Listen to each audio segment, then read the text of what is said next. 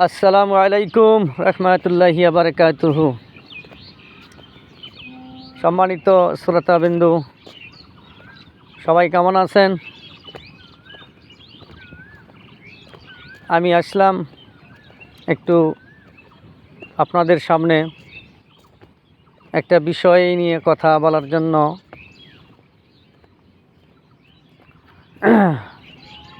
সেই কথাটি হলো আমার দেশপ্রেম নিয়ে। এই দেশপ্রেম, একটা জিনিস আমরা লক্ষ্য করছি যে দল বা যারাই আমাদের প্রকৃত দেশপ্রেমিক,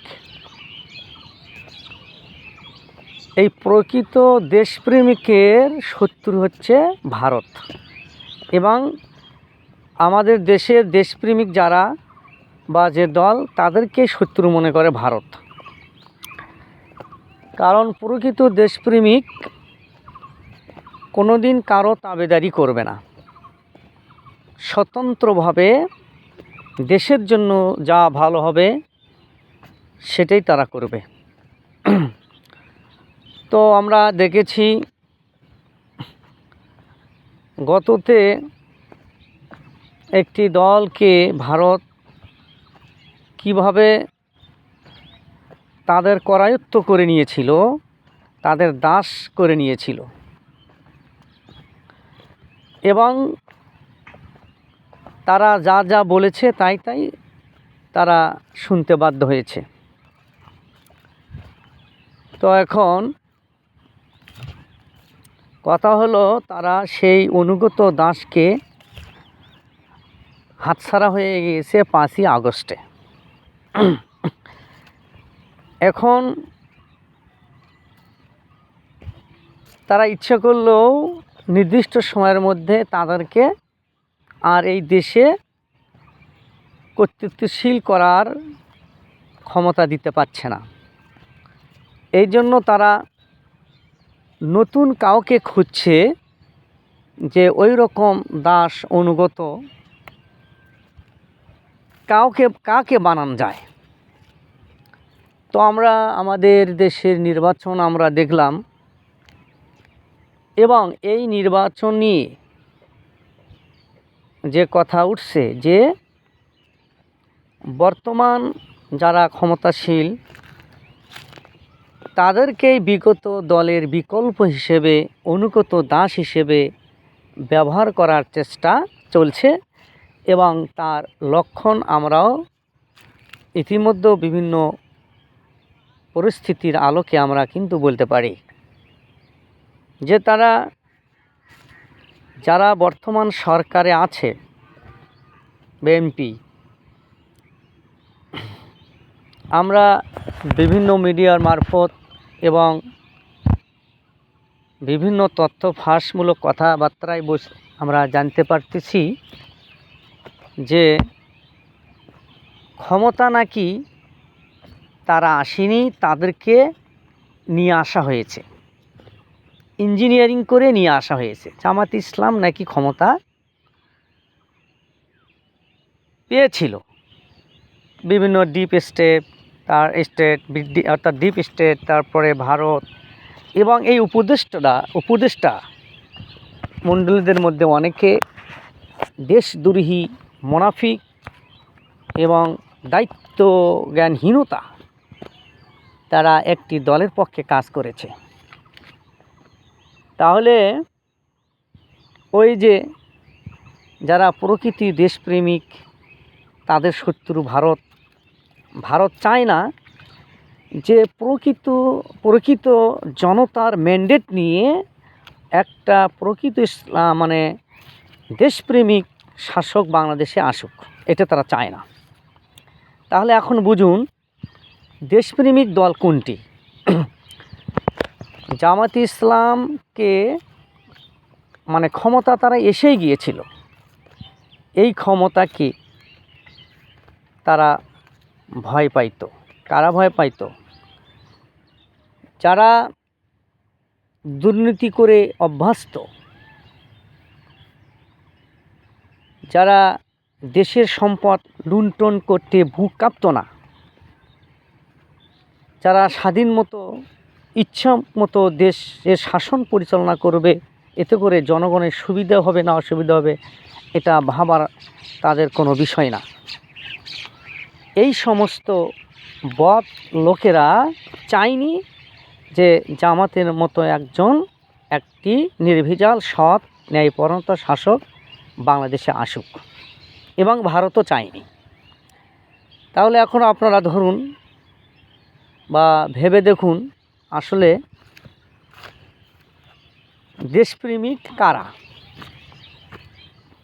এবং এই দেশপ্রেমিক কাদের মধ্যে আমরা দেখতে পাচ্ছি, প্রকৃত দেশপ্রেমিক কারা।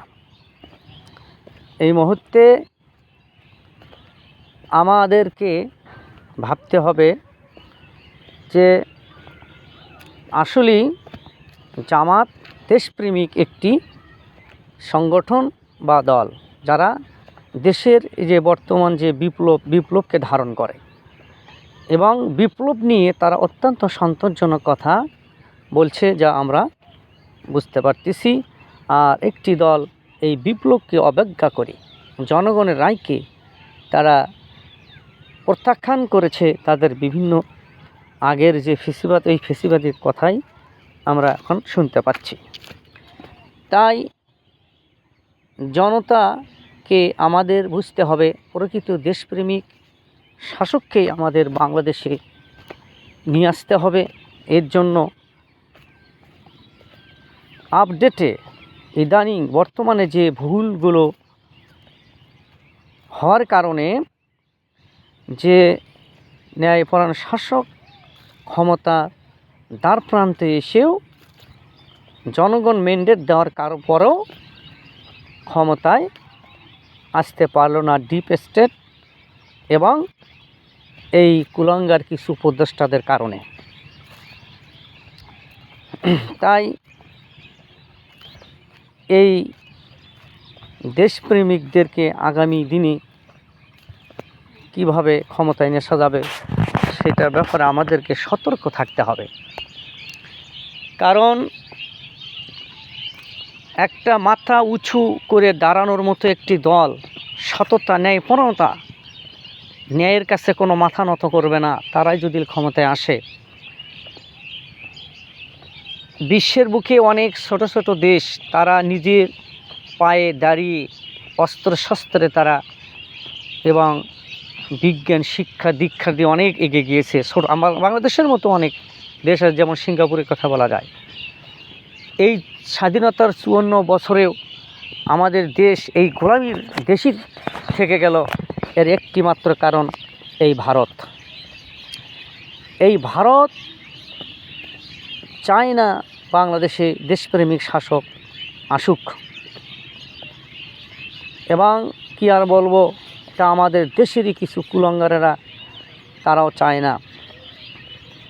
তারা বারবার এই ভারতের কাছে অনুগত হতে, এবং লক্ষ লক্ষ কোটি কোটি টাকা ব্যাংক ব্যালেন্স তারা দেশের সম্পদ বাইরে লুট করেছে, আর বড় বড় কথা বলে।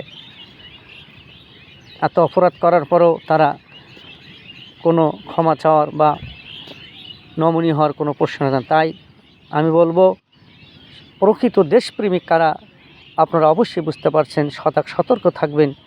প্রকৃত দেশপ্রেমিককেই আগামী দিনে যেন কোনো ডিপ স্টেট এবং কোনো শত্রু কেউ যেন আর এই রকম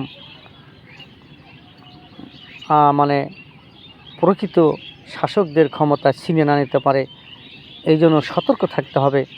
সবাইকে প্রকৃত দেশপ্রেমিক হতে হবে, তাহলে আমরা সমস্ত শত্রুতা, সমস্ত কুশাসন, সমস্ত মানে বহির্বিশ্বের কুচক্র থেকে আমরা রেহাই পাব।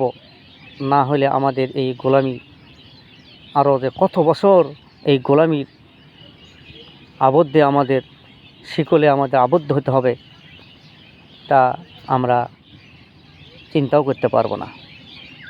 আশা করি আপনারা বুঝতে পারছেন প্রকৃতি দেশপ্রেমিক দল কোনটি, আপনারা বুঝতে পারছেন। যদিও তারা বিভিন্ন পরিস্থিতির আলোকে কোনো একটু বিষয়ে সিদ্ধান্ত সেটাও তাদের এই দেশপ্রেমিক কৌশল, এই প্রকৃত দেশপ্রেমিক যারা ক্ষমতায় আগামীতে আসে উদ্যত আহ্বান করে আমার আলোচনা শেষ করছি। আসসালামু আলাইকুম রহমতুল্লাহি ওয়া বারাকাতুহু।